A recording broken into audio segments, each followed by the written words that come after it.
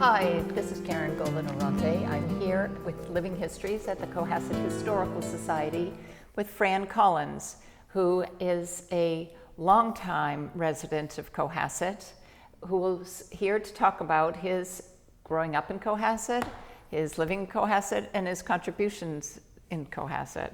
So, Fran, if we could talk about when you arrived with your mom to Cohasset. We came here in 1948. My father had recently died, and I had left my mother with two hungry boys. I'm the oldest, and my brother's 4 years younger than me. I was 7 and he was 3, just 3. And been here pretty much ever since. We grew up here. Well, you're never too old to have a happy childhood, and I'm still working on that. But we've been here forever. Tragically, my brother moved away on Saturday. He moved to Florida, so I'm not too happy about that. So I'm the last one left here. But I grew up basically around the Cove. We called ourselves Covanians, all the kids. We had the biggest bus stop in town, where the shack was down there. What would that be, by the motel now? Mm-hmm. I think we had about 35 kids get on the bus there. We almost filled up a whole bus at that one stop. But it was a great place to grow up. There was always things going on. The fishermen were busy all the time down there. The boatyard was busy all the time. There was all kinds of stuff for kids to do if you had any interest. And there were several of us that had a great deal of interest. And me not having a father, it was I had the great opportunity to associate myself with all sorts of grown men in different trades in Cohasset. We had Charlie Butman, the boat builder. We had Jack Sylvia, the fisherman. We had Manuel Marks, who ran the garage down there. Richardson White at White's Farm, Holly Hill Farm up there. And everybody would take an interest in you if you took an interest in what they were doing.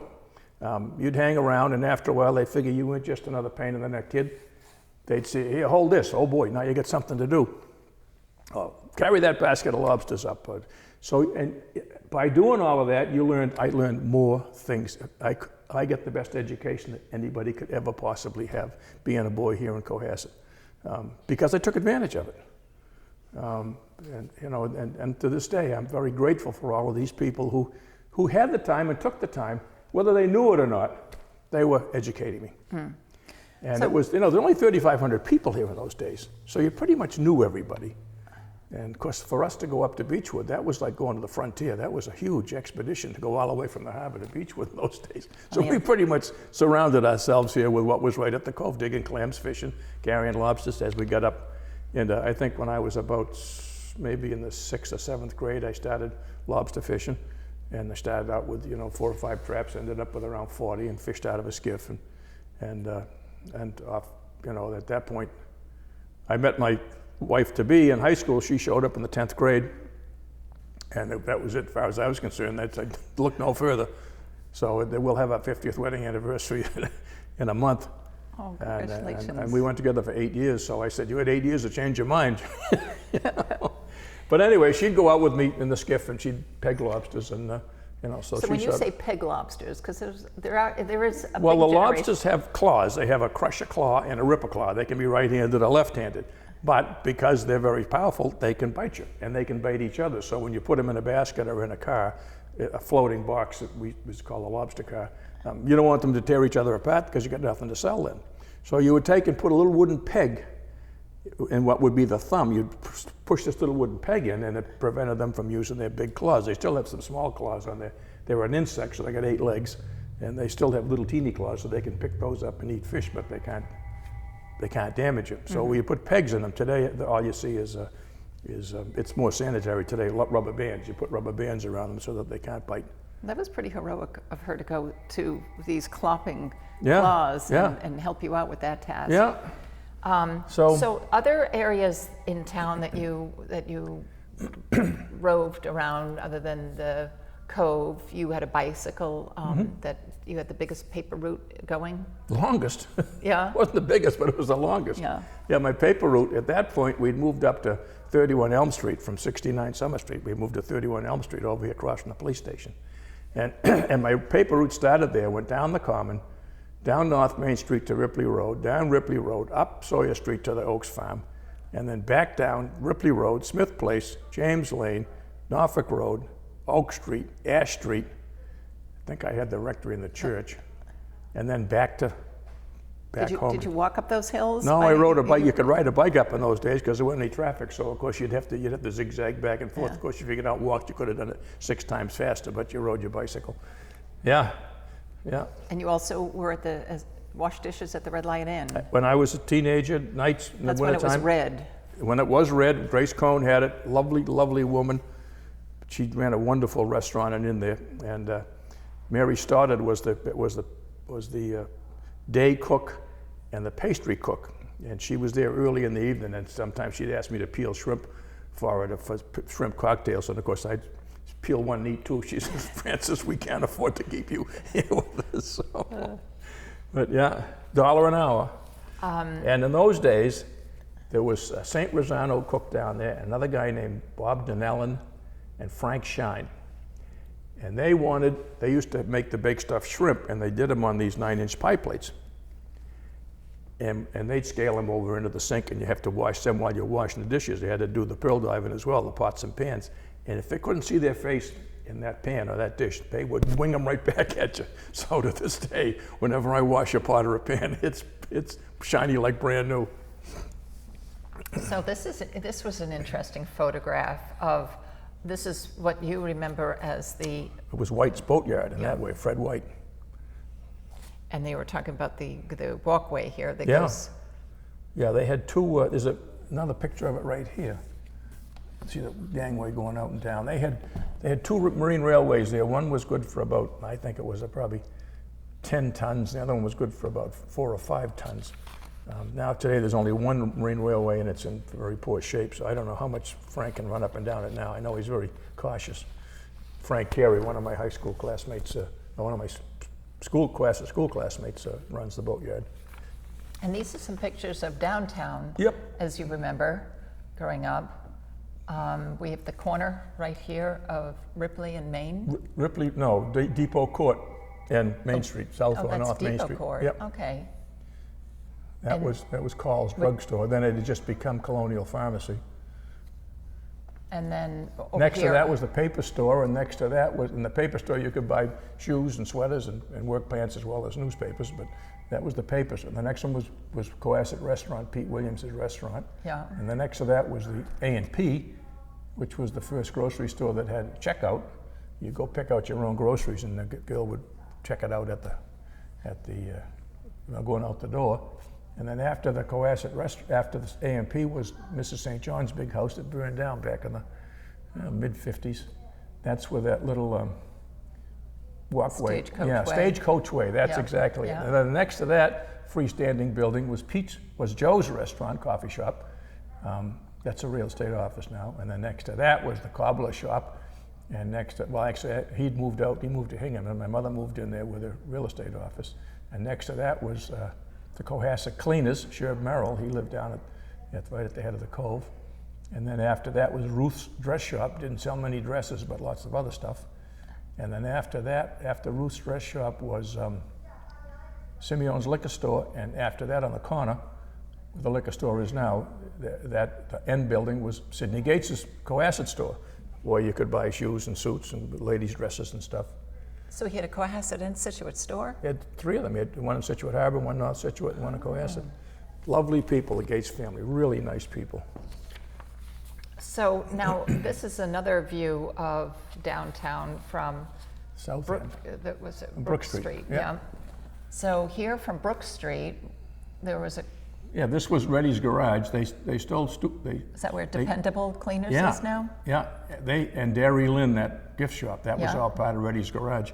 They had a Studebaker dealership there for years and years, and then it became DeSoto at the end.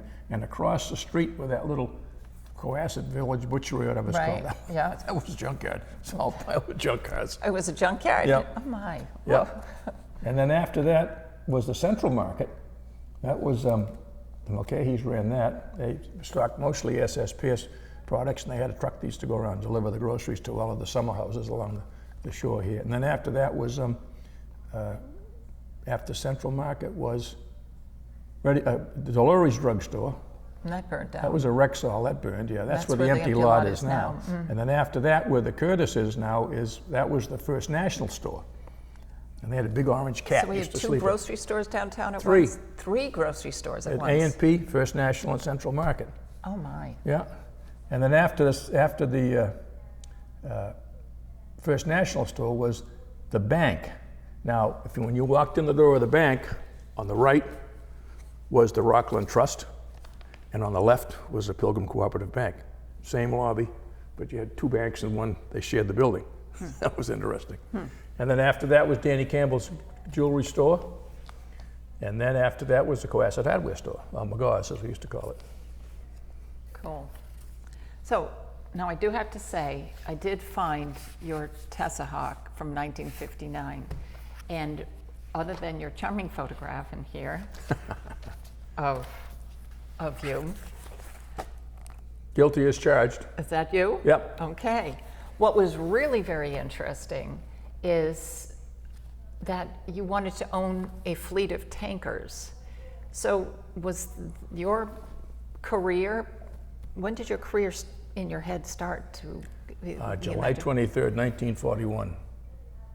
And why was that? That's the day I was born. Oh. So. My father had a steamer right after the Second World War. My father had been to sea, and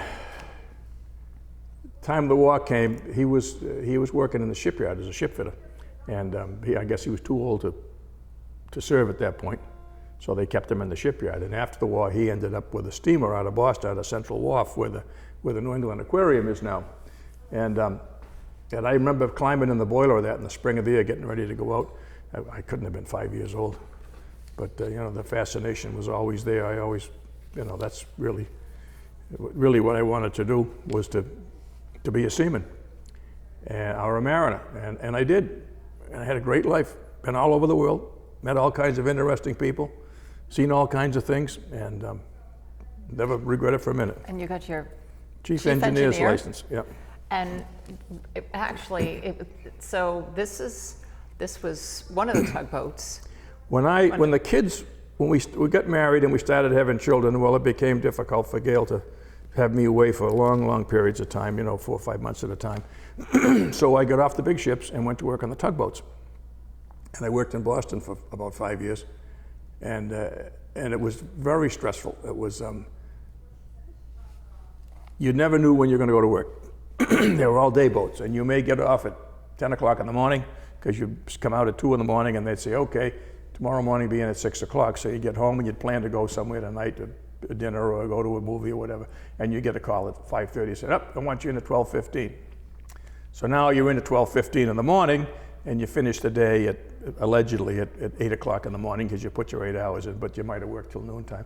So you just could never get your feet on the ground. I did work on the night boats for a while, which was better, because whenever you got home, you still got a good night's sleep before you went in the next day. Where did those night boats go? They were all day boats in Boston Harbor. We'd go to Salem, we'd go to Quincy, we'd go to Weymouth, but we never went very far. I did tow a ship down to New York one time, a Farallon freighter, that broken rudder. We towed that down to New York, but it was all local harbor stuff. So I had the chance to go down to New York and work, and they worked time on and time off. They worked on some of the guys worked 2 days on, 2 days off, but it was a week and a week, or 2 and 2, or 3 and 3. I ended up mostly working 3 weeks on and 3 weeks off, which was great, because as the kids were growing up, you could be home for most of their school events, athletics and whatever they were doing. So you were still a part and parcel of their lives growing up. They knew who their father was. And yet you weren't, I used to say, you were gone long enough to be missed and home long enough to be a pain in the neck, and that was what it boiled down to. So this was a deep sea tug that I went on, brand new, the Sheila Moran, built at McDermott Shipbuilding in Morgan City, Louisiana, and it was one of the best designed tugboats ever. Tugboats are very, very uncomfortable. They say tugboat sailors are strange people. They live in closets and sleep on shelves, but this was a bigger boat. The seakeeping ability of it was spectacular. We got guys that have been to sea all their life in big ships, make one trip in a tugboat and say, that's it, they're seasick, they can't get over it, it's just horrible. But these were wonderful, wonderful boats. Now, what kind of a boat, though, did you go overseas, over to the Far East, or? I went on break bulk freighters, Okay. freighters that had big booms and masts and stuff. My last ship I was on for almost 9 years was a bulk carrier, and it was a 35,000-ton bulk carrier. We carried grain, we carried fertilizer, we carried various kinds of ores, we carried scrap sometimes, and you never know where you would go. And that was what we called a gearless bulk carrier because it had no booms and no one way to unload it or load it. It had to be loaded from shore and unloaded from shore as well. But these were big ships that carried, pretty good sized crews. And tugboat crews, we carry normally between 7 and 10 people, depending on the voyage. On the big ships today, we're down to about 18. And whereas in the early days, you might have had as many as 50 on these ships in crew. Wow. Yeah. Wow. So. And you were explaining was it ATB? Yeah. ABT, ATB? Yeah. Which was ATB, Articulated Tug Barge Unit. Which was really very interesting to talk about the dynamics of a tugboat. To me, tugboats are whimsical looking boats. They do have a cartoon look to them. Oh yeah. But I'm not a boat engineer. I'm just talking from. Well, this particular type of tugboat here was one of the last of the pure towing boats. You had a great big winch here in the stern, and you'd have 2 1/4 inch cable, maybe 1,500 feet of it, and you'd tow the ship would be way out, or whatever you told me, way out behind you. But you did have lots of fendering on the bow, so that you could take a barge that had a big notch cut in the stern of it, and you could stick the bow of the tug into it and put push wires up on the side so that you could actually drive the barge as one piece unit. But in heavy seas, you can't do that because the tug is moving up and down, the barge is this way and that, you just tear everything apart, do damage. As a matter of fact, you didn't even sink some of the boats have been sunk because of that. So what they have now on these ATBs, they've got a big hydraulic ram that comes out right about in this area here. Could be as much as 4 feet in diameter, big massive hydraulic ram that puts out, and there are big cast notches in the notch of the barge, and these things catch the notches. So now as the barge rolls, the tugboat rolls with it. It has the same roll period as the barge. As the barge pitches, well, you mentioned these Crowley ATBs. This Captain Sadler, George Sadler, a good old friend of mine, was running those Crowley barges over the Columbia River Bar, which is a notorious rough piece of real estate in the oceans of the world. When they drive that thing in, ships can't go in, but these tugboats have been able to go in some pretty bad conditions because as the barge goes up and starts to tip down, the tugboat can drop down. So the propellers are always in the water. Where it was on a ship, it would lift the propeller out of the water and it would shake like hell and the engines might overspeed, and it's not a safe thing to do. But with these ATBs, the propeller of the tugboat is always immersed because of the what do you call it? The gimbal effect of the tugboat and the barge. So it's been an extremely efficient and economical way to build tug barge units. Now, why do you have a tug barge unit and not a ship? Because the barges are built to barge rules and not ship rules. You can put more cargo in a barge than you can a ship of the same size. You can load them deeper in the water because there's nobody living aboard the barge. It's an unmanned vessel. And you're sleeping in a shell. And you're sleeping, but these new tugboats are they're much nicer and bigger and much more comfortable and quiet. So one of the things that was very interesting as a boy, my question is, as a boy you were introduced to an instrument, and did you actually take that instrument around on these boat rides? Well, I've tormented people all over the world with these accordions. Absolutely. Well, could you give us a little example of your accordion playing? Maybe. Well, just what the Chinese say. But now explain where you were introduced. One of my childhood chums was a fellow in Cohasset named Jack Sylvia, and he's a fisherman. And Jack was a very noisy, very loud person, and always hooting and hollering and raising hell. But he had a heart of gold. He was a wonderful, wonderful person. And Jack, if you gave him a 16-penny nail, he could make music on it. He could play anything. And one of the things he had was this button accordion, which is more associated with Irish music than anything else, but they play them all over the world. So Jack got me interested in it. As a matter of fact, I have an old concertina at home. That's one of these octagonal ones that he gave me, and I can play that as well. But I've taken these things to sea with me forever and ever. And at the end of the voyage, I always played this one.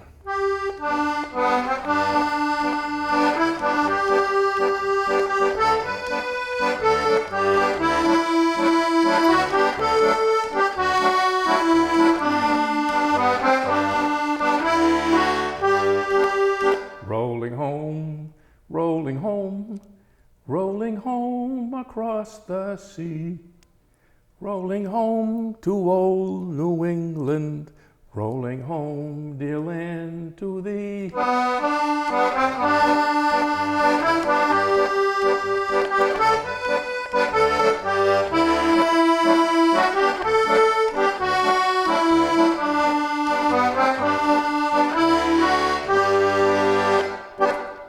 Now, one terrible thing about playing this accordion, and it took me years to figure it out. 99% of button accordion players can't play and sing at the same time.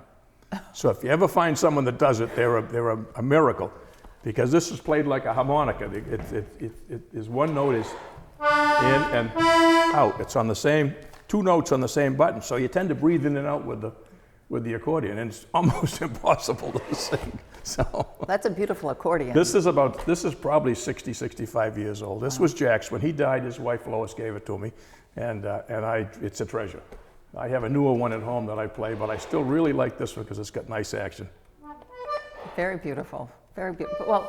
Well, it's interesting. So your love of music, though, is not necessarily what brought you to save the organ at St. Anthony's, though. Well, it was an interest. I mean, I have been, over the years, I'm available down there at St. Anthony Church to take care of major maintenance projects. I get the roofs done, and I get, plumbing things done, and electrical work done, whatever. I do a lot of it myself, but this needed to be taken care of, and nobody was picking up, and Kathleen, the organist, was sort of a voice crying in the wilderness, and so I finally got involved with it and got quite a lesson in organs.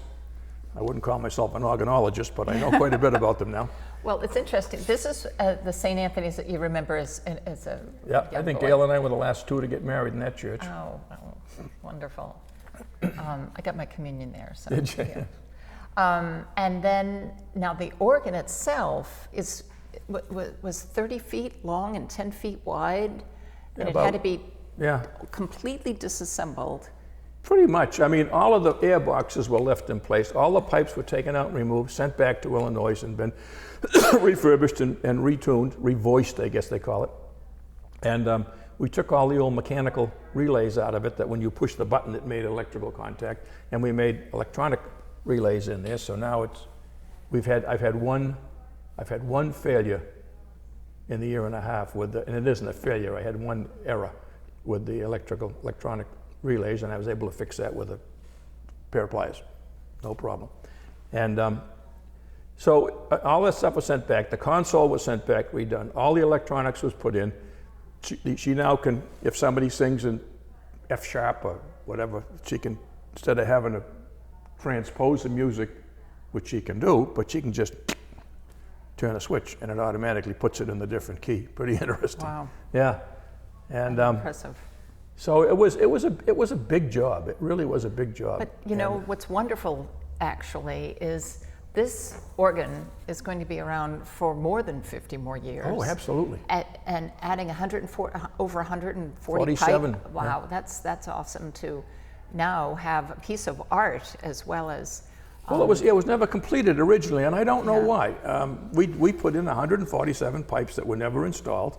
I had a nice surround built for the front of it that was never done. It was always sort of unfinished. It played well, and it was okay, other than the fact that it was just flat, wearing out. I looked at the electrical relays, and it was like something out of the Industrial Revolution. I couldn't believe it. But it's a magnificent instrument now, and it just fills the church full of wonderful music. It does. Yeah. We have an example of that as well, which we'll play.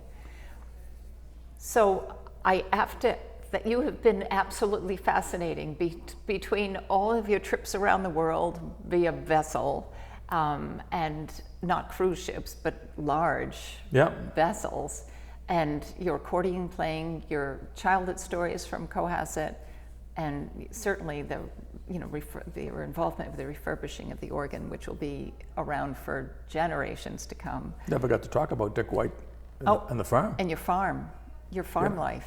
Sure. I used to, he had a team of black Belgian horses. I used to drive up there when we were haying in the summertime, and I was too small to stack. But I would drive the team, and we'd back that horse into the barn where they sell the vegetables there now and pitch all. He was the last farm around to have put up loose hay, and it was the dust and the chaff and the dirt was terrible. But that's what we did. Then in July and end of June, early July, that was haying time. When you weren't lobstering, you'd be up haying either at the Oaks farm. Dick had a great sawmill up there. We used to go up there and help load the logs, and then there was some private lots up in Whitney Woods, and we remember going in there with cutting trees and snaking them out with the horses, dragging them out of the woods and rolling them up on the trucks and bringing them to the sawmill. Good deal of the houses up in the veterans lot were made out of wood that was sawed at Dick's sawmill. And then in the wintertime, he used to cut oak and make lobster pot stock. In those days, the lobster pots are all wood. You got some pictures of them there. Right. And he would make them, and he also made rollers for the fishermen would buy them all knocked down, and then you'd build them yourself. Is that something he would help? Who made the nets then of the? Made them himself. All the fishermen put their lobster pots together and their nets. Yeah, made the heads. Yeah. Wow. There's only a few guys in Cohasset still know how to make a head. I was talking to two fellas the other day. I'm one of them.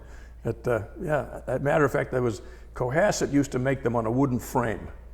And when I went to the Maritime Academy, I met a fellow named Tony Belmonte, who was from Lynn, and his people were lobster fishermen up there. And he said, no, they make them on a nail. I said, how do you do that? He said, I don't believe you. And he said, no, we make them on a nail. Well, finally learned how to make them on a nail, and it's a lot quicker than doing it on a wooden frame. But my old wooden frame is down at the Maritime Museum. I gave it to them. Oh, wow. Yeah. But Dick used to also make rollers for the nets for the Boston fishing fleet in the wintertime. He'd make them out of pine or oak rollers about that big around, about that long. And he'd turn them out he had a big engine lathe in the blacksmith shop. And they'd be turning up, they'd put these square pieces in, they'd round them up. And geez, you'd be absolutely knee deep in wood shavings in the shop there, because they'd be making so many of them. You have to keep shoveling all the shavings out. Of course, that was good bedding for the horses and the sheep and the goats up there. But I mean, that was another whole way of life up there with the blacksmith shop. Richardson White was an accomplished blacksmith. He could make most anything, in that forge, as well as being a spectacular sculptor. Have you ever seen any of his horse or ox sculpt? Oh, he's incredible. He'd up there and he looked like a bum most of the time. He was always dirty and ratty. But you don't judge a book by its cover. He was a spectacular man, clever, skilled, and he'd be up there with a little knife there, scraping little pieces of clay off these sculptors, these wonderful animals that he made, and then he'd send them off to a foundry or whatever it is where they cast them and make the finished product. But just unbelievable. You just sit there watching for hours do this, and you say, how the hell can he do that? It looked like he was absolutely creating an animal, So that was another area in town here that was just beyond belief. And again, there was all of these opportunities were here in town. If you took advantage of them, you benefited. If you didn't, too bad. But there wasn't any TV to sit home and watch, and there wasn't any video games. There was anything. You found things to do outside. You found ways to keep yourself busy. No organized sports, nothing. You just the kids all got together and organized their own things. And my kids say, this was such a great town to grow up in. And I say, the half of it. When there was 3,500 people here, you knew everybody. You maybe didn't know them by name, but they knew who you were. And if you did something wrong, you bet your life the word got home before you got home. So. Yeah. Well, you know what? I think it's proportional to every generation that comes through. Yeah. I mean, I think it is a great town to grow up in, for sure. Anyway, I could talk to you for hours here about that. I know, Fran. We can certainly talk about Cohasset forever.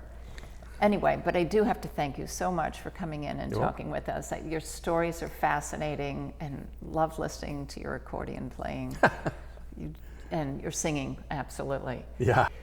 This is Cohasset Living History at the Historical Society. I urge you to come down and take a look at all of the displays that are constantly changing here. Thank you. Bye now.